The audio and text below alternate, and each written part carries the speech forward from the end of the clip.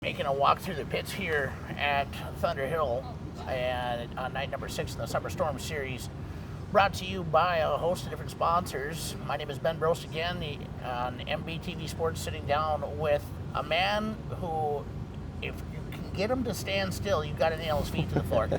Jason Swan. Swanny. Hey, Ben. We've had a lot of fun together over the years. That we have. And I was just thinking about it right now. We've known each other almost 20 years. And I've had the privilege of being able to officiate your wedding. That was a hoot in and of itself. That is an entirely different interview, one of which not fit for MBTV Sports.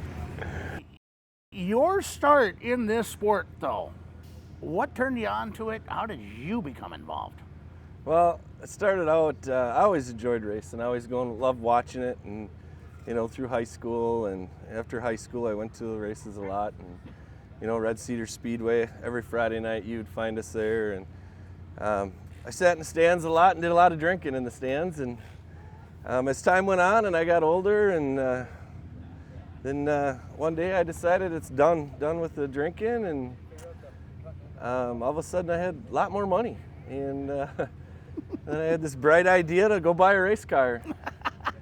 So I went and bought a race car, and I gave Mike Anderson, the 57 modified, I gave him a call, and I said, hey, I just bought a race car, and his first words out of his mouth was, well, that was stupid. I can hear Mike saying that too. I can just, on the phone, hey Mike, Swanny, guess what? I bought a race car. Well, that was dumb. What was your first car? 04 Gator. Okay. Something that, I knew Mike was part of that, with Ashley Anderson and all them, and helped build them and stuff. So I bought an 04 Gator, and then Mike come over and helped me set it up, and Bob Anderson and Travis and all them, and got me into racing. And it took my mind off of the not drinking. Yeah. And it really, racing with them, they weren't much drinkers, and it was pretty neat. And I raced a B-Mod for about 4 years, and Oh, that was a B-Mod Gator. Okay. Yep. All right. I ended up wrecking one, and then I ended up buying one of Daryl Hazelton's. He had an 05 Gator that I bought from him. I remember the car. That Bob Anderson actually used to race. So we had a little history there, and then we bought that and raced for about 4 years at a B-Mod. And then Don Simfel out of Cameron called me one day and asked me if I'd race his A-Mod. And I gave Mike a call and told him about it. And he's like, what are you waiting for? There's an opportunity. Why aren't you racing this weekend? And I gave Doc a call back, and he gave me an opportunity, so I jumped into that for a couple years. And after that, kind of went into where Kennedy started. Yeah, I've heard this story many times before, but it needs to be documented. Tell us about the time when Kennedy got going, and then she decided she hated it, and then she wanted to get back into it. That's a great story. She didn't really hate it. She never tried it. So I had come out to Thunder Hill Speedway on a Saturday night. I wasn't racing anymore, so we come out and watch some friends' kids race, and she brought her along. She was 5, and she says, Dad, I want to try this. And I'm like, all right. So I picked up the phone, called some sponsors, and they're like, asked what they thought about me buying a cart for Kennedy, and they all agreed to it. So I went and bought a cart from Jeff Carker and put it together, and we come out for a practice on a Sunday, and tried getting her in it, and she wouldn't get in it. She kicked and screamed and cried. She would not get into that cart. So I had been watching, and Ayla Fela, the 12 cart, was in a rookie cage then, and I had asked, and I seen her racing, couldn't miss her. She always had a mohawk on the top of her helmet, pretty cool. And I talked to Eric, and I asked him if he thought of Ayla just jumping in and trying the cart just to see if it stayed together. And well, Kennedy screamed and kicked even louder because somebody else was in her cart. Sure. But so we brought it home and put it in the back of the garage, and me and Mom asked her numerous times if she wanted to come out and try it, and couldn't get her to do it. And my buddy Kurt and Mike and all them, they're all like, she ain't gonna do it, she ain't gonna race. And well, pretty soon come fall and then winter, and my cousin's husband called me and says, let's take the girls ice racing on their 4-wheelers. I'm like, all right. So they had two little 50 Predators, and we loaded them up in the trailer, went up to Bloomer, and it was a Northern Wisconsin Ice Racing Club, and we unloaded and signed them all up, and we wheel them up to the line, and there's 250s, which they're running, and all the rest were 90s. We're like, uh-oh, this ain't gonna be good. So they went out and they ended up taking last, and Kennedy come off the track, and I could see her and just her posture. I'm like, oh, she's crying. And she comes off the racetrack, and first thing out of her mouth when she took her helmet off is, my four-wheeler's not fast enough. I said, no, honey, it's not. You're racing a 50 against a 90. That had to be music to your ears at that point. And I said, do you want to do this? I said, this ain't going to be like the karting. I said, if you want to, we'll go buy you a four-wheeler. So they both wanted to, so me and Matt went and bought 290 Outlaw Polaris's, which I don't recommend to do if you're going to get into ice racing. You need a Honda, but we didn't know no better, so we jumped in and took the girls ice racing, and they were pretty fast right away, and they weren't definitely scared by any means. And then winter got over, and Kennedy come up, she says, Dad, I'm ready to race my go-kart.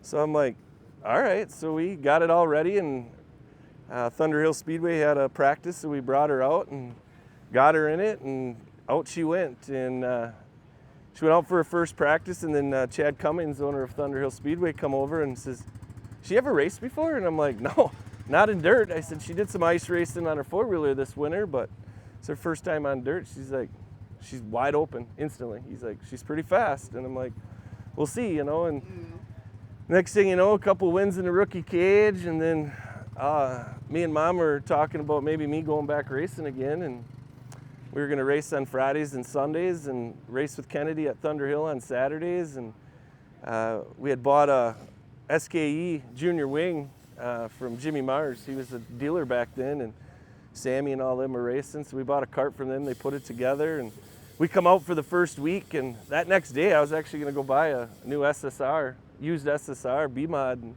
on Sunday, and we raced that night. And how the track used to be, when you come off the track, I used to stand right there is where I stood every week, and she come off the racetrack, and I was looking at her, and you could see the smile. She took second, first time out with the junior wing, and see the huge smile inside that helmet, and just done. I mean, it's like, I don't need to race. I got something here, and she loves it, and walked up on the hill, told Mom that I'm not going to buy that car tomorrow, and she's like, really, why? I'm like, I think we have something here. Kennedy really enjoys this, and so we kind of stuck with it, and next thing you know, I mean, they're racing Saturdays, and then we're going down to English Creek down in Knoxville, Iowa, and in 2017, she won Wisconsin Kart Nationals. She took second in Knoxville down at English Creek, started 14th, and in 5 laps she was up to like 5th. And I actually watched that race, and she was flying. It was, she just, I always said is, with Kennedy, I always made the comment she was too dumb to know any better, or just that fearless. I never knew. I never really knew. And as we progressed, we progressed into a 250 wing cart, and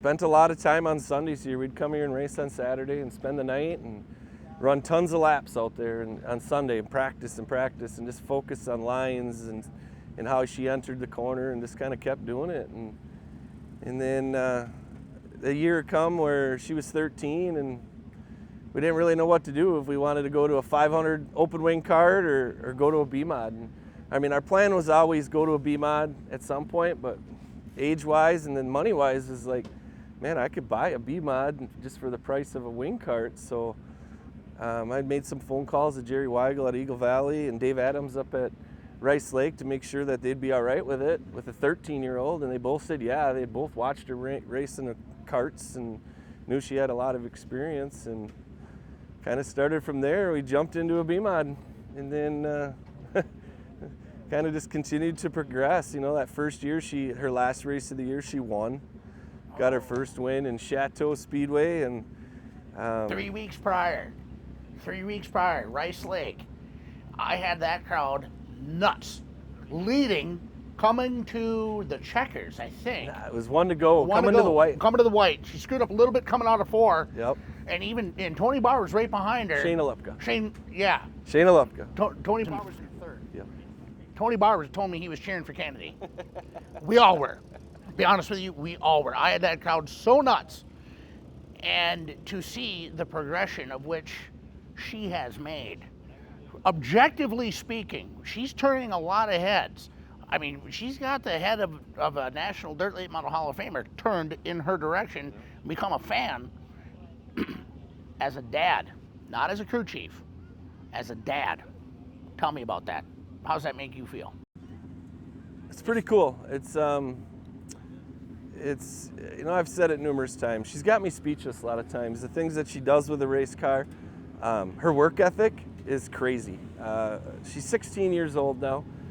She spends every single night in that garage, whether she's changing oil, whether she's lubing, whether she's straightening, she's doing something, you know. And as a dad, there's times where I'm like, man, am I taking stuff away from her as a kid, you know? But she loves racing so much that, you know, we have to actually say, hey, let's take a night off, or, you know, we're not going to go race 5 hours away, but sometimes we do, you know. More often than not. Yeah, we put on the miles, a lot of windshield time, and, you know, we couldn't do it, though. We couldn't do that without sponsors and the support of the fans, selling of T-shirts, just all that in general. I mean, we're very fortunate with her abilities, which are still got me speechless because I don't know how she does it. She won the Punky. I would have given anything to be on the call for that. And I predicted it. Yes, you did. I predicted it. Built 2, you predicted. Built 2, I predicted it. Yeah, the funnest part about that is just the video that you have of her on top of the car, calling for the fans to get louder, and just I thought, wow, you guys are really letting that moment just sink in. Coming up on the invite season now in the A-Mod, a little stiffer competition moving forward. I'm sure you guys are going to hit all the invites. Oh, yeah. And race till you can't. Yep. All right, let's talk about, I don't want to say 2.0, but let's talk about bringing up another one. Tripp, your son Tripp. That's why we're here tonight. Yep. Your son Tripp, his cart right behind us. He's in the hauler right now, getting his fire suit ready to go. When he's ready, we'll bring him over here, but he's getting his fire suit on the way it looks. Knowing what you know now, talk about the difference between what you had with Kennedy and now what you've got with Tripp, because there's a lot of knowledge that you gained throughout your time here with Kennedy, and being able to pass that on to Tripp, that's got to be, I don't want to say easier, but maybe term less difficult to be able to get this cart going forward. It is. It's a little less difficult. You know, obviously Thunder Hill's changed a lot. Yes, it has. You know, and what used to would work at Thunder Hill back when Kennedy was racing, not so much now, you know. But I'm just impressed with the people. How many more carts there are here? These pits are packed every single night that they race. You know, the differences between Kennedy and Tripp at the beginning, Kennedy started sooner. Tripp did race a rookie cage. You know, it was hard. He gave up some nights because of his sister, but he wasn't like Kennedy, where if go to a racetrack or go hang out with friends or go to a water park or go to a racetrack, she always picked the racetrack. Yeah. You know, when Tripp was younger, he picked the water parks. And then all of a sudden last year, end of the year, you know, he had some good racing, and he kind of talked about it more and more and more. And then this year, we come out that first week, and he was all into it, all full blown, and I see a lot of Kennedy in him. And the want, learning, you know, and you know what? Let's ask him about it. Yeah. Hey, Tripp, come on over, buddy. Right here, if you wouldn't mind. Tripp, watching your sister do everything that she's been able to do, is that inspirational to you? Meaning, do you want to race like her, follow in her footsteps, or do you want to do your own thing? I do like what my sister does, like move up every 2 years or so. Your dad mentioned you like going to water parks and that sort of thing. When did that, when did that switch kind of flip that you're like, all right, I'm ready to go racing? This year and last year of this cart. And what do you want to race? What's your goal? Where do you want to end up at? Modified, late model, late model, late model. I'm giving you a hard time. Your dad knows I'm a big late model guy. Sprint car, where do you want to go? What do you want to race? A late model. Yes! I don't. I think he's too young to know what he wants right now. But Well, I'm kidding, Ben. I gotta give you a hard time. Yeah. We're open wheel people, but that doesn't mean it doesn't change. You know. Right. Are you having fun this year, Tripp? Yeah, What's it like working with your dad? not that much. I don't really work on it because I didn't know what to do. Then this year I kind of started working on it with my dad. Are you learning a lot? Oh yeah. Yeah. Well, the most important thing, I've been around this sport my whole life, so is your dad. The most important thing is you got to keep having fun. So I'll ask you again, are you having fun and are you looking forward to going racing not only tonight, but as well as going forward? Yes. That's wonderful to hear, Tripp. Go get them tonight, buddy. Every week you're making steady improvements, and I look forward to seeing you in the Thunder Hill victory lane here before too long. Yeah. All right, we'll let you concentrate, bud. Appreciate it. Good job, buddy. Swanny, you've got one amazing story to tell. That's one of the reasons why we decided to sit down with you. I want to give you this opportunity to be able to thank whoever you would like to. I mean, I would consider if you first, don't say your wife first, knowing Autumn the way that I do, she might come after both of us. Autumn's pretty humble. If I forgot her, she probably wouldn't say too much. But no, I definitely got to thank Autumn. I mean, just the camper, everything's always ready. You know, today she packed coolers. She's always doing something. She's making sure we're ready to go. You know, and I mean, there's a lot of people, you know, just the fans coming down, sponsors, which are more than sponsors, you know. I mean, this year we had Kiwi Brothers Trucking jump on with Kennedy, and just to sit and talk to Kurt Anderson, you know, he's always watching, always messaging us. That's awesome. That to me is, I really enjoy, you know, and getting these sponsors involved and being part of it, you know, and Real there's quick, tons of people. I do want to touch on your relationship with Tom Nesbitt. I can, yeah. And the reason being is because an old school guy like Tom, you know, he raced when women weren't even allowed in the pits. Yep. And for him to be a fan, and I would say maybe at times somewhat of an advisor, Yeah. where you know you can go to him at any time. Yep. How good does that feel for you to be able to not only have him, but tons of other people, experts in this sport, that you can turn to when you need some advice or something like that? In this sport, it's you know, people say it's revolving. Is, you know, some of the old things that they used to do is now comes back, and but you know, with Tom, you know, I watched him when I was a kid, watched him you know, after school, high school, and it was pretty neat. You know, he stopped me one day and asked me if I was Kennedy Swan's dad, and I said yeah, and he just kind of got to talking and really said, you have something there. That girl's got just raw talent. And of course, Tom always pushing towards late model, and you know, and then that next year come along, and we were talking about, you know, just what we were gonna do, and you know, and I knew that day was gonna come where we were probably gonna move her to a modified, and then maybe a late model. We'll see what happens, but in my mind was the day that I had to tell Tom that no, we're gonna go open wheel instead of late model, and I'll never forget it. We were in Hibbing actually coming up. I was there. Yeah, and Tom pulled up with his car and he's talking to us, and so I had to tell him, I says, Tom, I just put my down payment on a SSR A-Mod, and he turned and looked at me and said that was a dumb move. He says she needs to go to a late model. She needs to go to a late model. And the whole reason why I'm laughing is because I remember that conversation vividly, and you're editing it. And that's fine. You should be editing it. But let's be real here. SSR has been way too good to you guys. Very good. Jake and Jacob and Jay and everybody down there. William and Larry and Christy and every single person at SSR has been great with us. Jake's been phenomenal to work with. Jacob, every one of them. And of course, you know, William. You know, William, some people might not know the story. William, he's a B-Mod driver, number 87, and William Moulter. Yep, he come in and started with us the first year with the B-Mod, and he started pitting for us. And then that year we bought a newer car. We got a house car.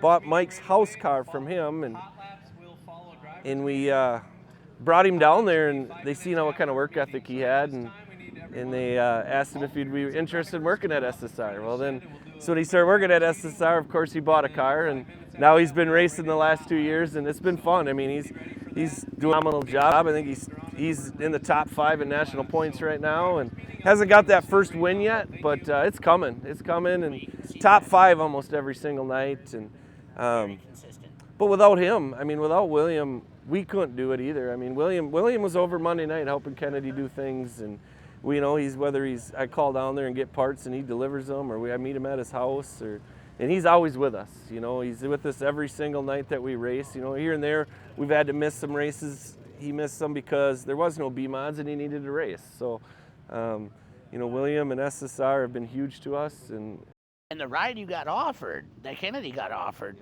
that I don't want to go into detail about it, but when I heard about that, my jaw dropped. Because to get the opportunity to do that, and for you guys to stay brand loyal, which is what you've done with SSR, to be able to stay brand loyal. Swanny, I want to thank you for taking the time to be able to talk with me tonight and here on MBTV Sports. Chad just said driver's meeting coming up, which means we got to go to work. You got to go to work. I got to go to work. Yeah. So, that being said, brother, appreciate you. Hey, thanks for having me. Yeah, thanks for taking the time. Appreciate it. Yeah, you bet. Ben Brost sitting here with MBTV Sports, Jason Swan. Thank you for listening.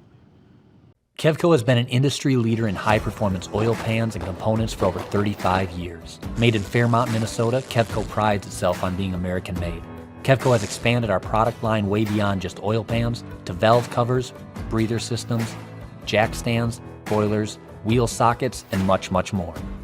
Check out KevcoRacing.com to see everything we have to offer, including our line of street, off-road, and performance oil pans and accessories. Or call 800-770-3557 to talk with our friendly customer service today.